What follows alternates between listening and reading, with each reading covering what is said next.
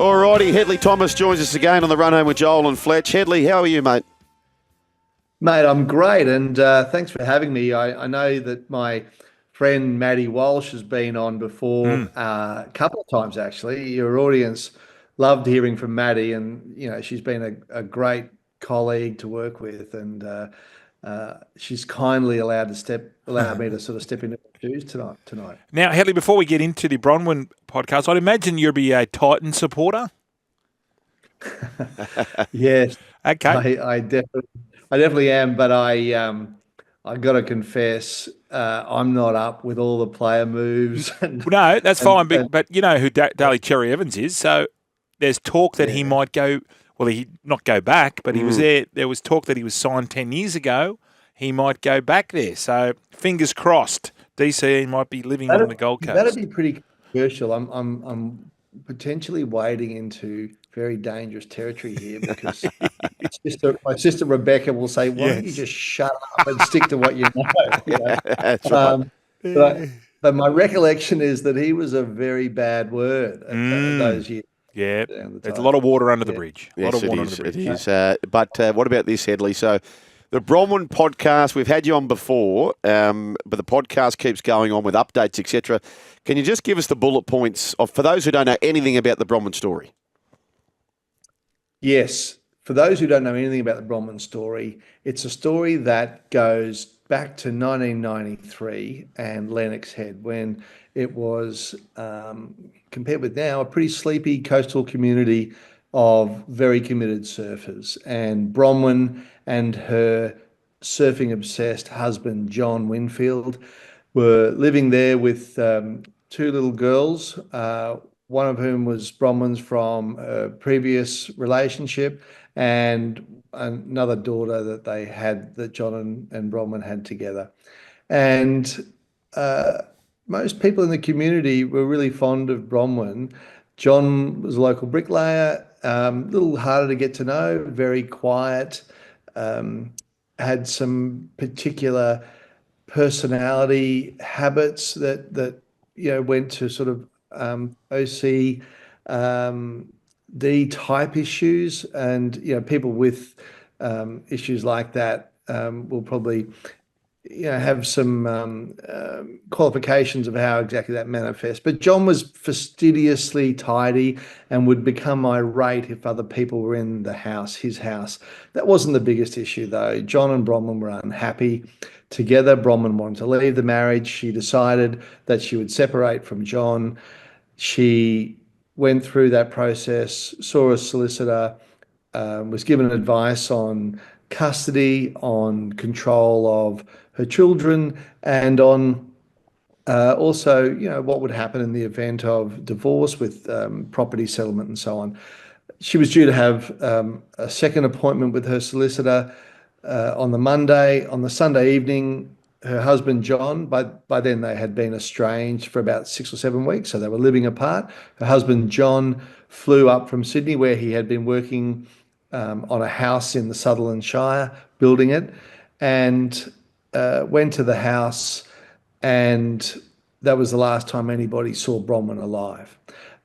Jon says that Bronwyn made a phone call, that somebody, Jon doesn't know who, came to the house, picked his wife up because he says Bronwyn said she needed to have a little break, wanted to go away for a little while, needed some time off, and he never saw her again, he says.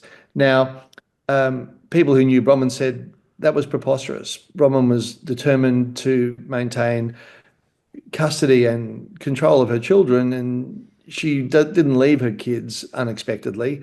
And if she had, which was extremely unlikely, they said she would have been back in touch. But she hasn't been in touch for the last almost 32 years. Now, this case early on was characterised by one of the worst investigations by New South Wales Police that you could have seen since the early so-called investigations into Lynn Dawson, who we now call Lynn Sims, her disappearance. In many ways, these cases are quite similar in terms of the disappearance of loving mothers, wives who are never seen again. A coroner finally picked this case up. in 2002. So we're talking now 9 years after Bronwyn's disappearance. Held public hearings in Lismore. Jon was represented there by a lawyer. He's always denied wrongdoing. And the coroner at the end of that inquest said that Jon should be prosecuted for the alleged murder of Bronwyn. The DPP said no. So here we are, all these years later, turning over new evidence and old evidence, talking to old witnesses and discovering newer witnesses, and I believe making a significant difference in a positive way to the prospects of this case being finally resolved. Hedley, just going back to the Teacher's Pet podcast, and you said it was eerily similar. When you say the investigation was done poorly, was it like the Teacher's Pet, when you talk about how they dug the house up and stuff? Did that ever get investigated like that? Did they ever dig up, up at Lennox Head? Did the police ever do anything similar? No, and in the early years, so for the first 5 years that Bronwyn was missing, the police really didn't take it very seriously in terms of there being potential foul play. That idea was certainly being discussed by Bronwyn's friends and Bronwyn's family, Bronwyn's close family, her brother and sisters and her sister and so on. But the police in Ballina, I believe, and the family believes and the community believes, treated Bronwyn as probably a bored housewife who decided that she just would try to start again somehow. And most people thinking about the logistics involved in that, a woman in her early 30s, she's dedicated to her children, she's got a house that she has equity in, she has a job, she has a community of friends, she has other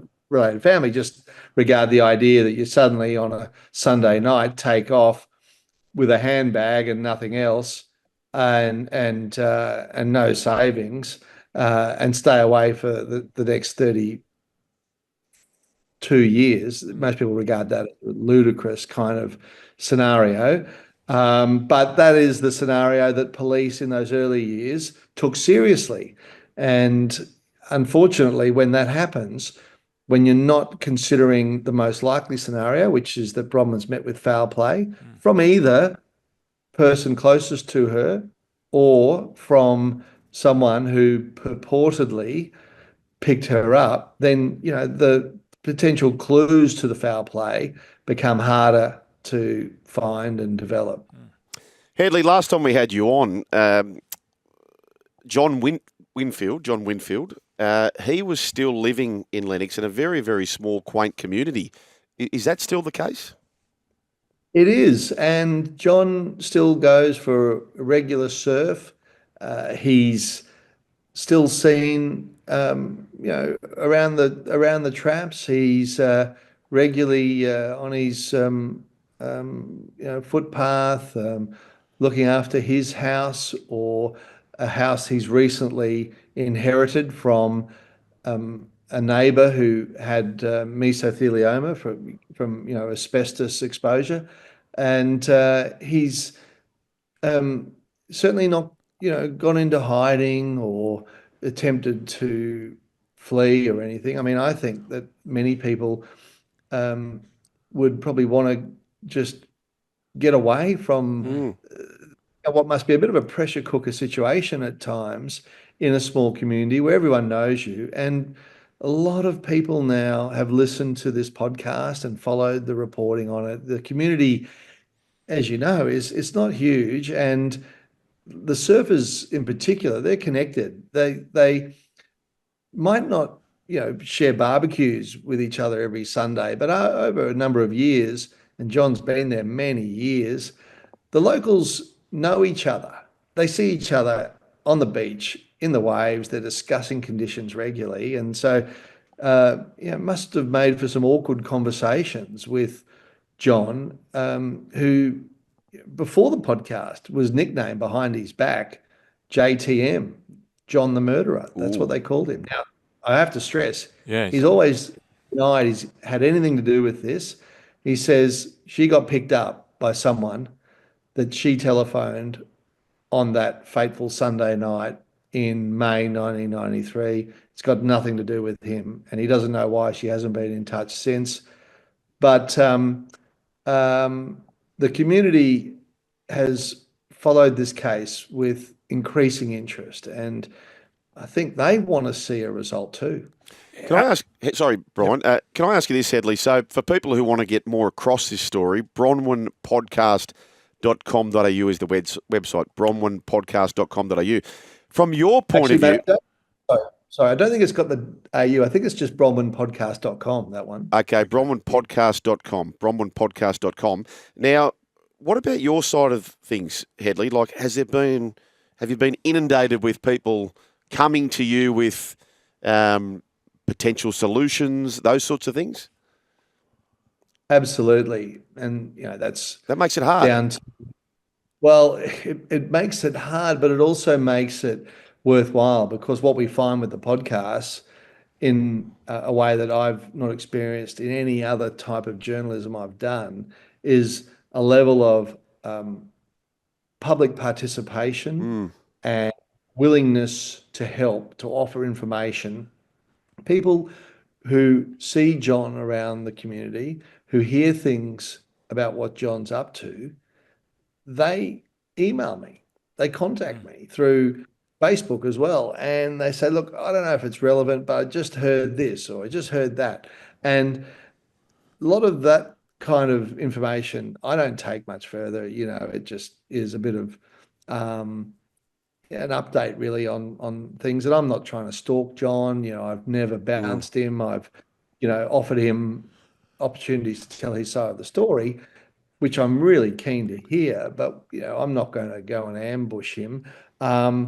But on the other side, a lot of people with very good information who haven't previously shared it with police, information about things that they saw and heard around the time of Bronwyn's disappearance, and subsequently, they also come forward. And that's the kind of information that's finding its way into the podcast. And it's one of the reasons why we believe there's a better than 50% chance we know where Bronwyn's remains are currently lying. Wow. Hedley, what do you need, or what does the DPP need to open the case again? Like, I know you're getting all these tips and stuff, and you were saying you don't want to look at every tip, but are you passing on any crucial information to the police, or do you just sort of keep it to yourself and build up a dossier?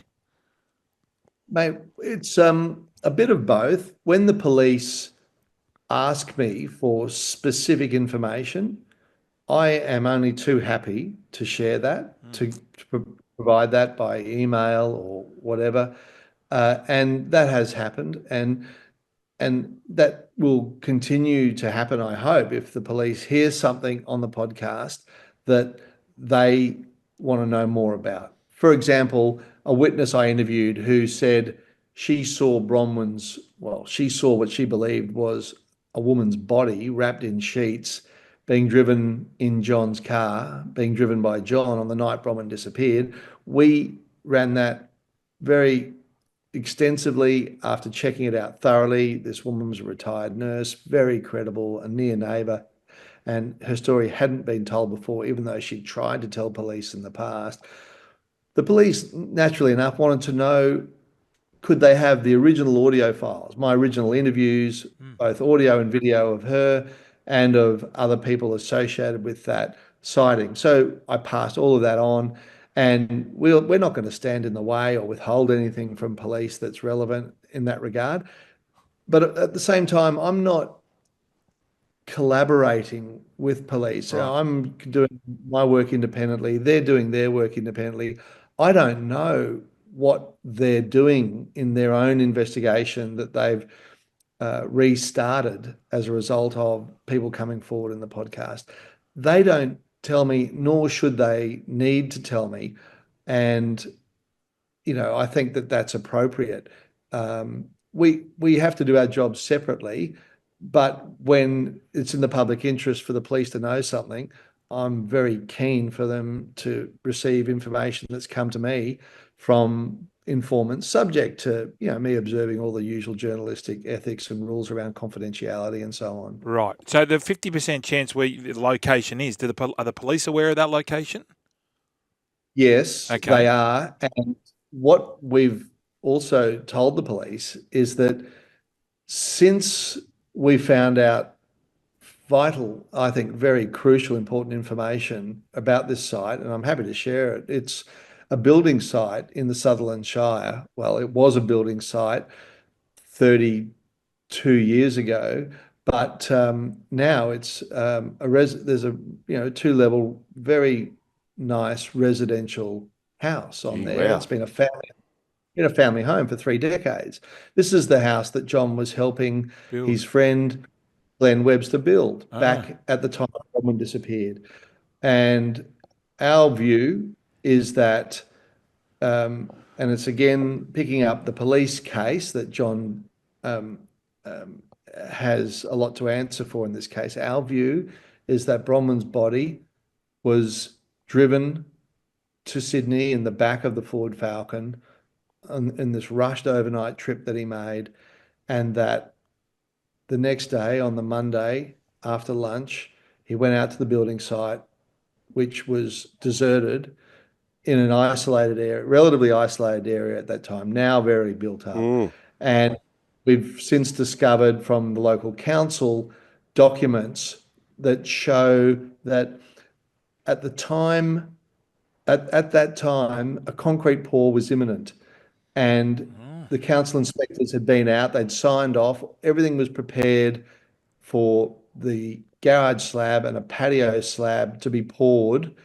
Therefore, and Bronwyn's brother Andy, who's a very experienced builder, has sort of talked everyone through this in episodes of the podcast. It would have been very easy to put a body wrapped in sheets or wrapped in whatever underneath the plastic and the Rio, that steel mesh stuff that they use. Yeah, and then cover it back over. And then the next day, the concrete truck pulls up, the pour occurs, and that's it, entombed. Wow. And we think the timing and a few other pieces of intel that we've picked up along the way indicate this. And the police officer who formerly ran the inquest in 2002, his name's Matt Fordham.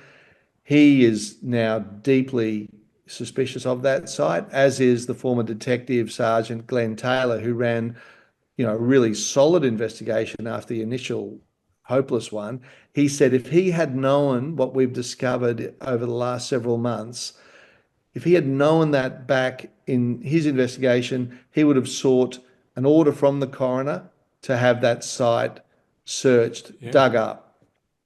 We don't need to, destroy the house in doing that. You can drill into the slab, and it's a pretty easy thing to do, relatively, and you can repair it, and no one would know. So we believe that there's a better than 50% chance that's where Bronwyn has been all of this time. And Andy Reid, brother, he's written to the state coroner saying, can you please use your powers to now search this site, to reopen the inquest or search this site, or both. Hedley, we've got to run. For more like that, make sure to follow the SEN socials and listen to SEN 1170 AM, Sydney's home of sport.